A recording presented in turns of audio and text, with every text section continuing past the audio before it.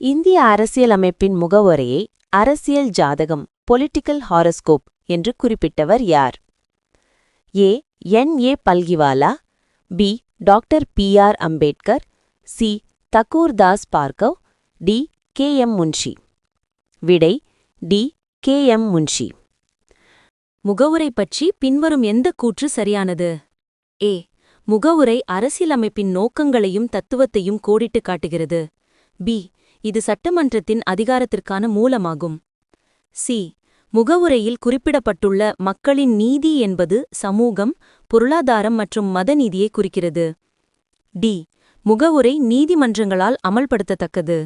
விடை ஏ. முகவுரை அரசியலமைப்பின் நோக்கங்களையும் தத்துவத்தையும் கோடிட்டுக் காட்டுகிறது. இந்திய அரசியலமைப்பின் முகவுரை தனது அதிகாரத்தை யாரிடமிருந்து பெறுகிறது? ஏ.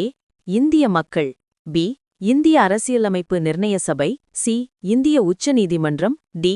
இந்திய பாராளுமன்றம். விடை ஏ. இந்திய மக்கள். முகவுரை இந்திய மக்களாகிய நாம் என்று தொடங்கி மக்களிடமிருந்து இறுதி அதிகாரம் பெறப்படுவதை உறுதிப்படுத்துகிறது. முகவுரையில் இடம்பெறாத நீதிக் கொள்கை ஜஸ்டிஸ் எது?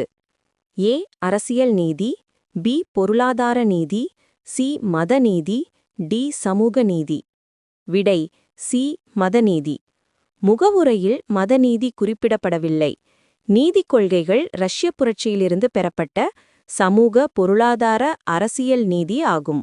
இந்திய அரசியலமைப்பின் முகவுரையை அடையாள அட்டை ஐடென்டிட்டி கார்டு என்று வர்ணித்தவர் யார்? ஏ. ஜவஹர்லால் நேரு, பி. சர் அல்லாடி கிருஷ்ணசாமி ஐயர், சி. தகுர்தாஸ் பார்கவ், டி. என். பல்கிவாலா. விடை டி. என். பல்கிவாலா